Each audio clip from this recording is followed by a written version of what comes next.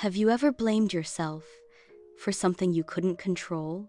Have you ever looked at someone you love, your child, your partner, and thought, if I had done something differently, maybe they wouldn't be struggling so much? This is a story about a woman named Mandy, a mother, a powerhouse executive, a woman who had mastered the art of holding it all together until life handed her something she couldn't plan her way out of. This is her journey. And if you're a parent or someone who's ever carried the weight of trying to be everything to everyone, you may find yourself in her story too. Mandy's life looked picture perfect from the outside. She was running meetings in glass boardrooms, leading teams, hitting targets. Her hair was always perfectly done, her calendar color-coded, her phone buzzing every 5 seconds. She knew how to show up, how to deliver, how to win. And she was a mom of 3. Her youngest loved animals. Her middle child was a budding artist. But her eldest, Joseph, he was different. Joseph had been diagnosed with autism when he was 5. He was sensitive, brilliant in ways the world didn't understand, but also easily overwhelmed, misunderstood, and often lost in his own universe. At first, Mandy thought she could fix it. She hired specialists, tutors, therapists. She scheduled everything down to the minute, but the calls kept coming, from the school, from frustrated teachers, from other parents. Joseph didn't participate again today. He won't look anyone in the eye. He's falling further behind. Every time the phone rang, Mandy's heart sank a little more. And with every call, a silent voice inside her whispered, "This is your fault." She never said it out loud, but it lived under her skin. That feeling that somehow her son's pain was because she had been too busy, too focused on work, not enough. One Tuesday morning, everything cracked. She was leading a leadership strategy session on Zoom when her phone vibrated. Another message from Joseph's teacher. "We need to talk." Again, Mandy smiled her way through the rest of the meeting, said all the right things, then closed her laptop, walked to her car, and broke down. She didn't scream. She didn't sob. She just sat and wept. Quietly, completely, because she was tired. Tired of fighting a battle she didn't understand. Tired of holding a life together with sheer willpower. Tired of feeling like she had to choose between being a mother or being herself. And that's when she knew something had to give.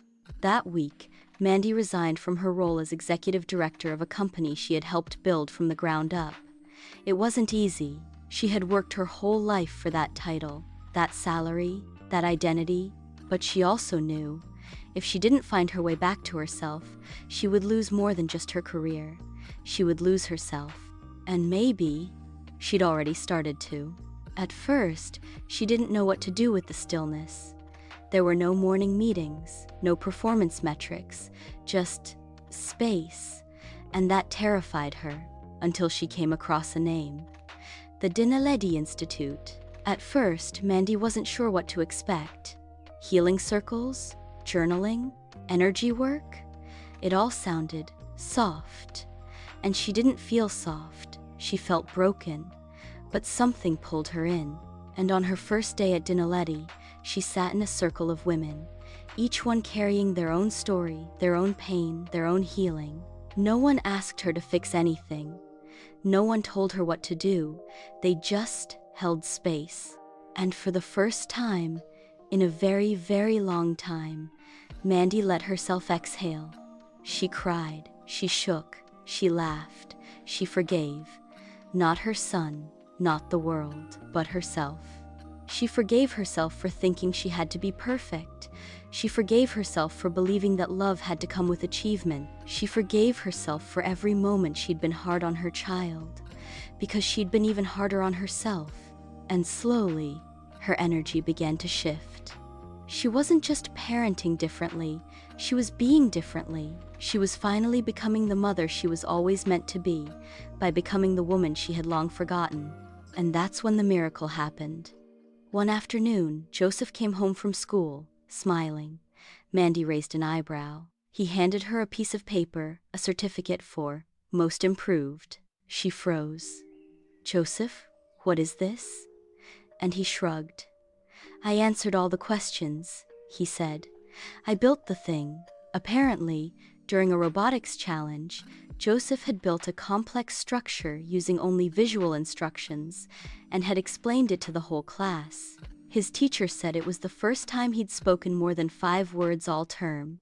Mandy just stood there, stunned, because she hadn't pushed him to study, hadn't hired a new therapist, hadn't bribed or pressured or performed. She had simply changed her own vibration. She had softened, she had aligned, she had surrendered, and in that new energetic space, her sun had risen.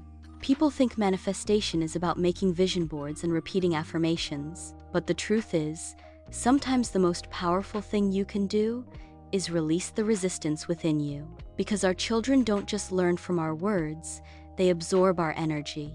When Mandy stopped living in guilt, Joseph stopped living in tension. When Mandy chose ease, Joseph found his flow.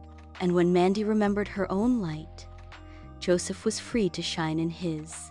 So if you've been trying to carry it all, if you've been blaming yourself for someone else's pain, pause, breathe, come home to yourself, because your healing isn't selfish. It's sacred, it's necessary, it's the blueprint for everyone around you to rise to. Mandy thought she had to fight harder to save her son, but all she really had to do was remember who she was. And the moment she did, he remembered who he was too. You're not alone.